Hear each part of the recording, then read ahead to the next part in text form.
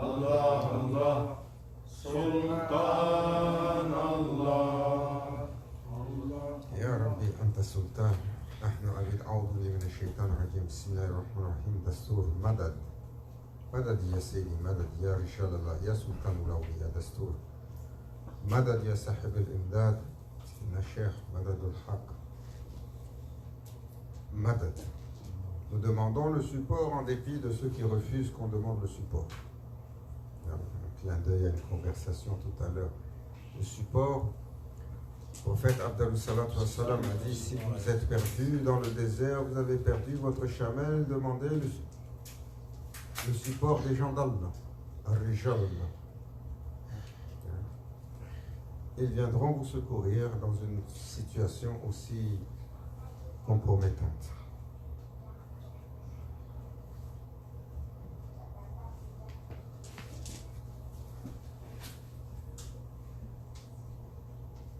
Nous avons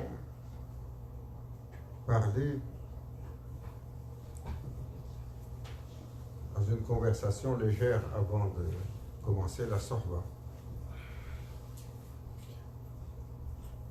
Une conversation dans laquelle on a mélangé des sujets aussi divers que le français, Molière, les Aristochats, de Walt Disney, et Tombouctou. On est allé faire un tour à Marrakech. Et bien d'autres choses.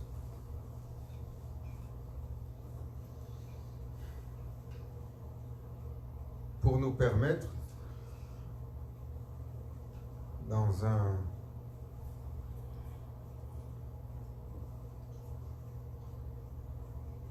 un contenu simple, d'aller chercher quelques sagesses.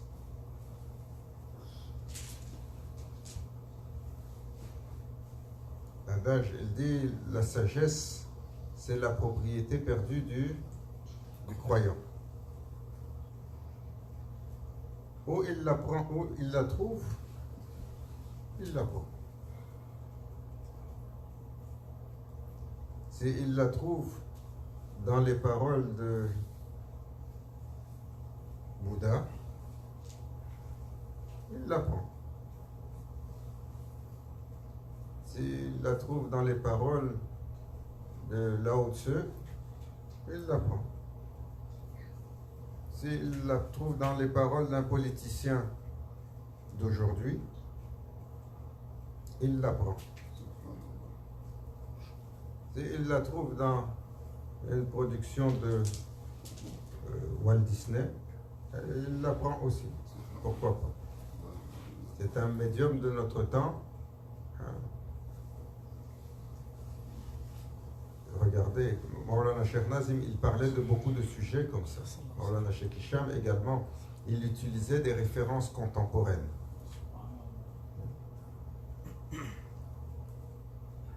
Et là, qu'est-ce qu'ils vont dire? Et là, oh, regardez ces gens. Voilà ce qu'ils disent quand ils entendent des choses comme ça. Ils passent sa journée à regarder Walt Disney. C'est ce qu'ils vont dire de moi. Allez. Ce qu'ils ont dit de nos chers. On était ici à Montréal, 1995, 96, 95 ou 96. Je me souviens, Maulana Cheikh Hicham, à l'époque, il venait à Montréal 2, 3, 4 fois par année pour visiter le groupe et pour établir la base. Et lorsqu'il était venu, il y avait un journaliste de la Gazette qui était venu à la maison pour l'interviewer. Et les questions venaient sur la responsabilité des gens.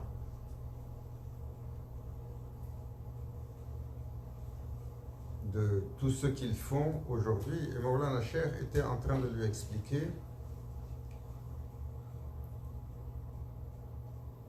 que nous vivons dans un temps qui est très difficile. Pour le croyant, c'est un temps très difficile. Lutter contre les tendances, contre les courants, contre les idéaux, contre l'establishment, contre le politiquement correct, est très complexe.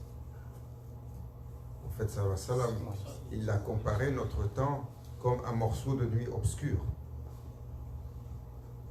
où l'illusion et la corruption est complète, et où le serviteur, s'il arrive à tenir une sunna, comme s'il tient une braise ardente dans la main. C'est notre temps. Et donc, Maulana Cheikh Hicham expliquait à celui-là, à ce dernier journaliste, que ces circonstances font que pour le croyant dans ce temps, c'est si complexe. Donc il y aura, on ne peut pas blâmer intégralement les gens pour ce qu'ils sont.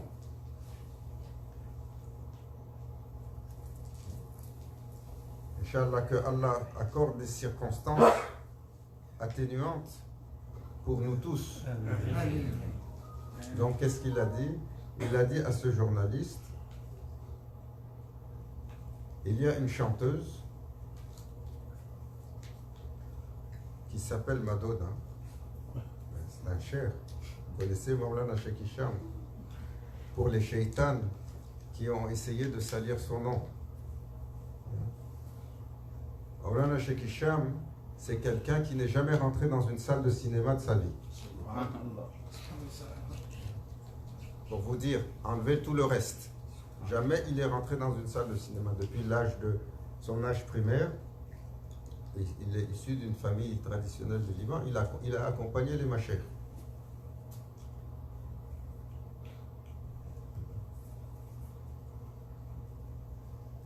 Mais ils ne sont pas absents de leur temps. Ils savent tout ce qui se passe. Ils savent tout. Alors à ce journaliste, il a dit, vous avez une chanteuse qui s'appelle Madonna et elle chante quelque chose. Elle dit, I am a materialistic. Ah, quelqu'un qui connaît. Maintenant, on sait c'est qui. Mais malgré la barbe blanche. C'était quoi, matérialistique? I am a materialistic girl in a Materialistic world? materialistic world. Oh. Ah, yeah, j'ai entendu la radio, Bon, on n'est pas en train de parler de la dame ou de son éthique, mais le prophète sallallahu alayhi wa sallam a dit parler aux gens leur langage. Au souverain, tu lui parles avec un langage qui sied au souverain, au respect du souverain, et qui est à la hauteur de son éducation. Au badou, il lui parle à son niveau. Pas le bédouin comme on l'entend, le badou, simple d'esprit. Au voyou, tu parles son langage. Il t'adresse avec un langage de voyou. À celui qui vient en paix, tu lui parles avec la paix. Celui qui vient avec l'agression, alors tu lui montres la majesté des lions en islam. Pourquoi? L'islam est une religion de paix, dont le fondement est la paix, dont le vêtement est la paix et dont l'objectif est la paix. Mais ce n'est pas la paix des agneaux qui se font égorger à tour de bras. C'est la paix qui est maintenue par les lions. Alors, il parlait aux journalistes selon le langage du temps. Et il a dit, elle a raison dans ce qu'elle dit. Pour sortir une parole entendue dans une chanson qui a donné une réflexion à ce cher, qu'il a utilisé pour enseigner à quelqu'un quel est ce scénario dans lequel nous sommes. Donc, comment vous allez me juger de ce que je suis? Je ne suis qu'une personne matérielle dans un monde qui ne parle que de matérialité.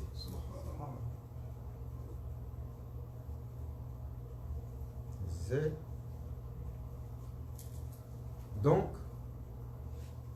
nous avons une partie de nous qui est conséquent à l'environnement où nous vivons.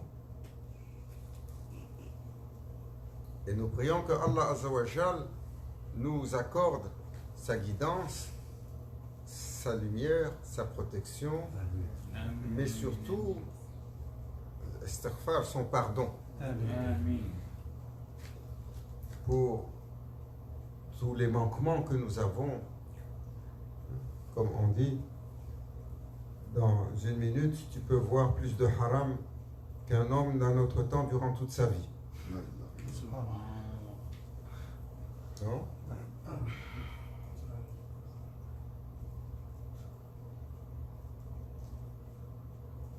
Lorsque tu décides de sortir du droit chemin, tu as à ta disposition plus de tentations que tous les habitants de la terre n'ont eu ensemble dans d'autres temps.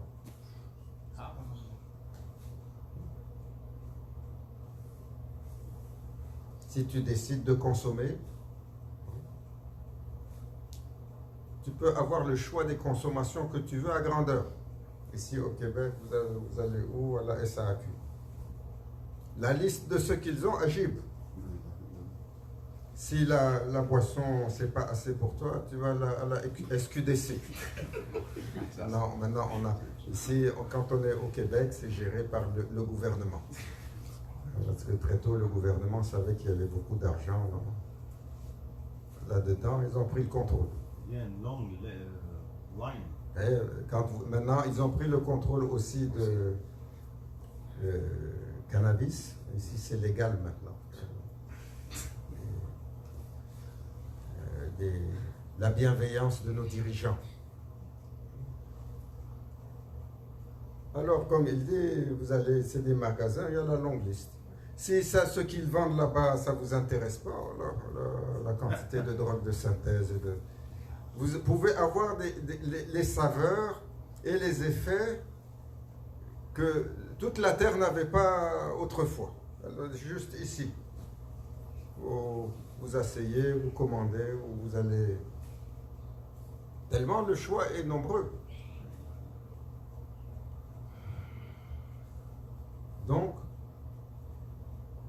nous demandons qu'Allah nous pardonne pour notre laisser-aller, notre faible retenue, parfois, dans un temps aussi difficile de se retenir.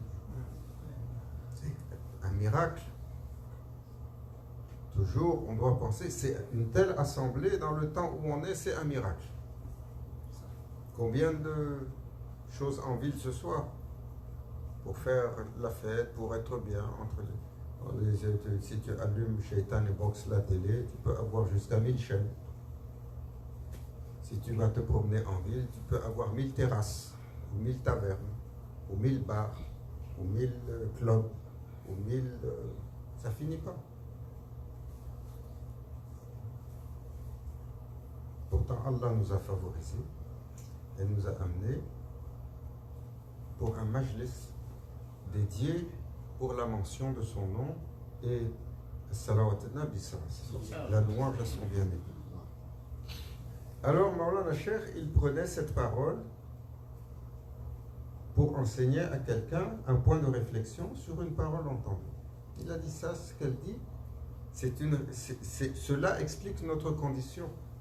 Donc on ne peut pas la blâmer entièrement parce qu'elle est un produit de son environnement. Qu'est-ce qu'ils ont fait l'année d'après? on était à Chicago. Alors la Cheikh avait été invité pour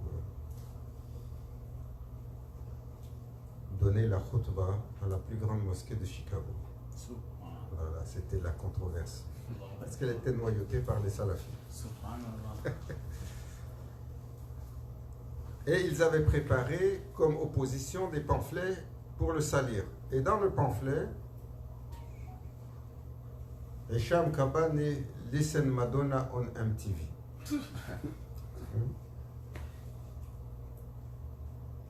Donc ils vont dire, il passe sa journée à regarder Walt Disney à la télévision. J'ai été enfant, j'ai vu Walt Disney. J'ai eu des enfants, ils ont vu Walt Disney. Mais on peut prendre une sagesse dedans.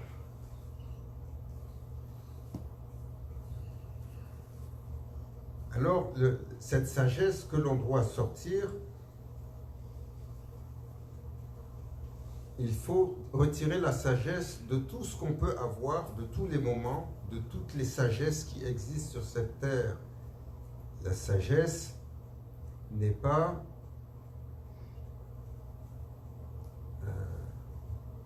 le privilège de un. Vous allez chez tel peuple, ils ont beaucoup de réflexions, ils ont eu beaucoup de gens qui, à travers les âges, ont écrit beaucoup de choses. Et peut-être une vous guide. Oh ouais. Mais auquel plus belle sagesse que celle qui coule dans la parole d'Allah.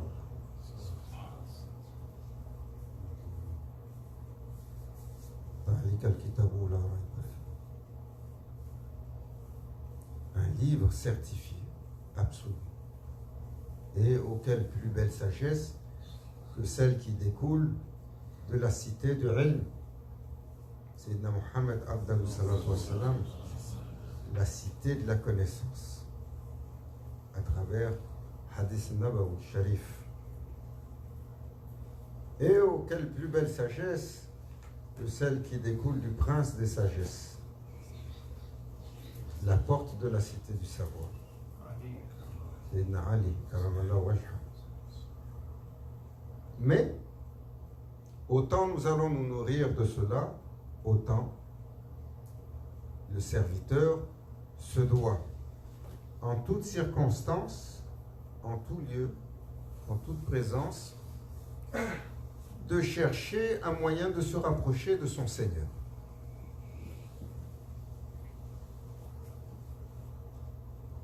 Une chose qui nous fait grandement défaut. On parlait de ça tout à l'heure. Le serviteur doit toujours avoir cette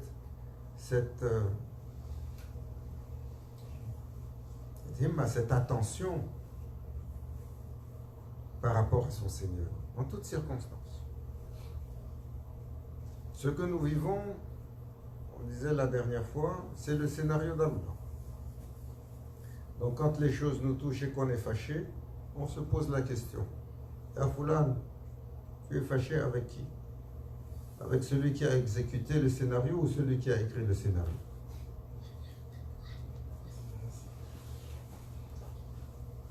Donc quand tu reçois une claque, on en reçoit tous. Et les plus dures sont celles des gens qu'on aime le plus. Surtout quand la claque, elle rentre comme un coup de poignard dans le dos. Mais là, comme le vieux à qui un de nos machers a envoyé le lutteur pour aller lui donner un coup de bâton, quand il a reçu le coup de bâton, tout de suite, il est rentré en tauba. Car il est dans l'état où il sait que toute chose vient de son Seigneur et que ce coup de bâton est nécessaire ou conséquent. Il est nécessaire pour corriger quelque chose ou il est conséquent à une erreur ou une transgression.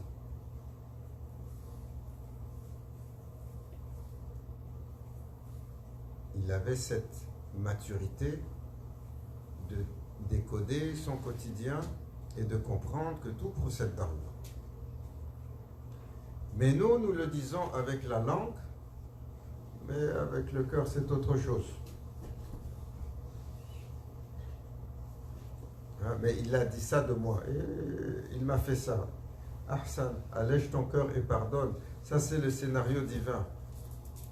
D'accord, oui, mais est-ce que je peux le mordre un peu?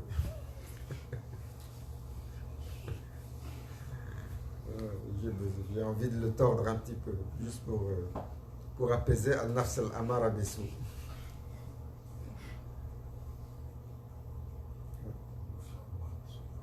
Et Naïssa alayhi salam nous enseigne beaucoup cela chez nos cousins, nos frères chrétiens. Si on te frappe sur la joue droite, et tu tends la joue gauche.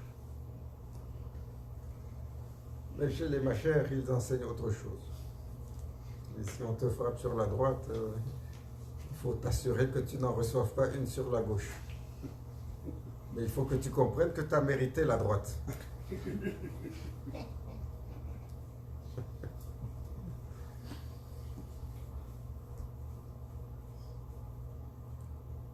Des fois, les coups sont durs. Cette vie n'est pas une vie facile. Les épreuves que nous traversons sont parfois difficiles. Tous les jours, nous le voyons. Mais tous les jours, nous sommes également dans une ère d'un bien-être excessif. Un confort excessif. Vous n'avez pas entendu dans votre voisinage, il est mort de faim. Pourquoi? Il n'y a pas eu assez de pluie, les greniers sont vides. Tous les jeunes enfants sont morts dans le village. Vous n'avez jamais vu ça?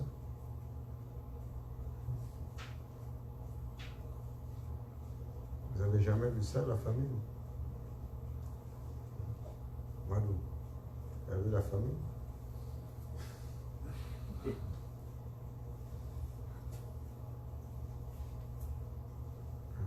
La sagesse partout. L'autre jour, je ne sais pas où est-ce que j'étais. J'étais assis et il y avait un écran, j'ai entendu une chanson.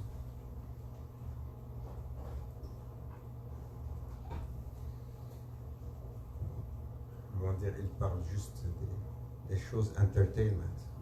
C'est notre monde. C'était une chanson en anglais, We Are the World.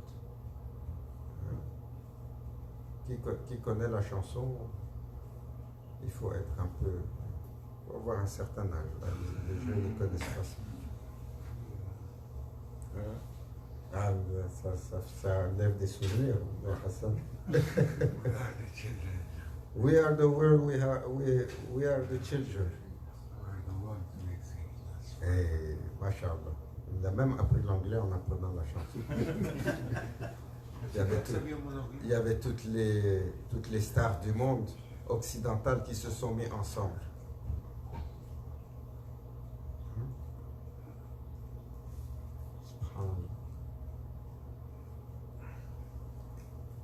Et je regardais ces gens qui chantaient. Et je pensais, subhanallah, qu'Allah les récompense pour ce qu'ils ont fait. Qu'il leur pardonne pour ce qu'ils sont et ce qu'ils représentent. Mais qu'il les récompense pour ce qu'ils ont fait. Et qu'il en fasse pour eux une intercession. Qu'est-ce qu'ils ont fait? L'union. L'union. Ils se sont unis. Pourquoi? Pour chanter. Pourquoi ils ont chanté ensemble?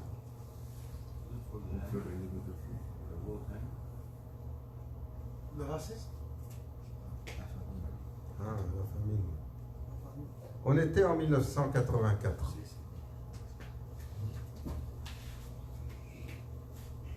Il y avait une terrible famine qui frappait l'Éthiopie. Les enfants mouraient par milliers. C'était la photo d'un des enfants avec oiseaux là à côté de lui Vous voyez les enfants avec qui attendent le mort. les chacals ou le vautour qui attend après lui. Celle-là, je pense qu'elle est plus récente d'ailleurs. Mais c'était ce genre de photo qu'on voyait.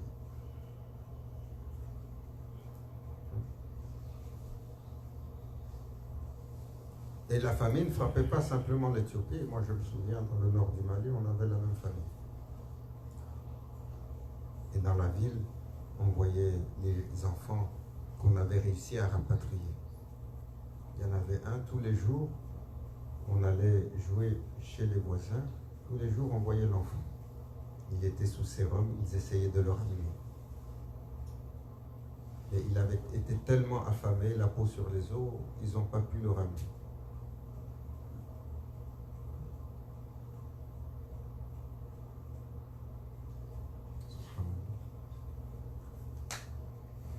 Et qui a bougé pour aller aider ces gens qui étaient en train de mourir de faim? Personne. Un gouvernement. La majeure partie des gens qui mouraient étaient des musulmans. Vous ne savez pas, hein? Si vous regardez les reportages d'antan, vous voyez les gens qui sont en train de faire la prière sur leurs enfants qui sont morts de faim. Et ils font la prière, la janaza. Et ça, c'est les chanteurs. C'est considéré comme... Dans toutes les traditions, les chanteurs, c'est les basses classes. Les chanteurs du monde se sont mis ensemble pour chanter. Ils ont fait 2 grands concerts. Et l'argent qui a été récupéré, ils ont acheté la nourriture, ils ont fait venir des avions entiers. Ils ont ravitaillé l'Éthiopie, ils l'ont sauvé de la faim.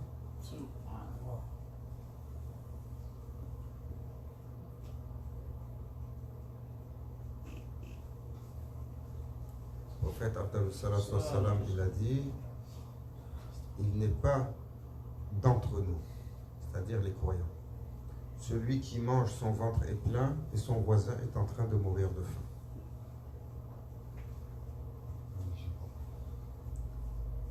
La même année, il y a quand même quelques souvenirs. La même année, on venait d'avoir la télé au Mali. Un Shaitan et Box venait d'arriver pour tout transformer. Alors, Shaitan et Box passait du divertissement. Et dans nos mesures de divertissement,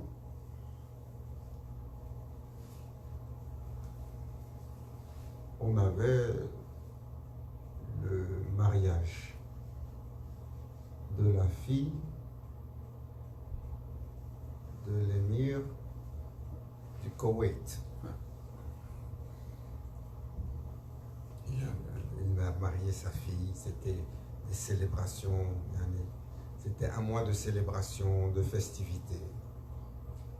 Ils avaient amené les avions de chasse français pour faire les parades.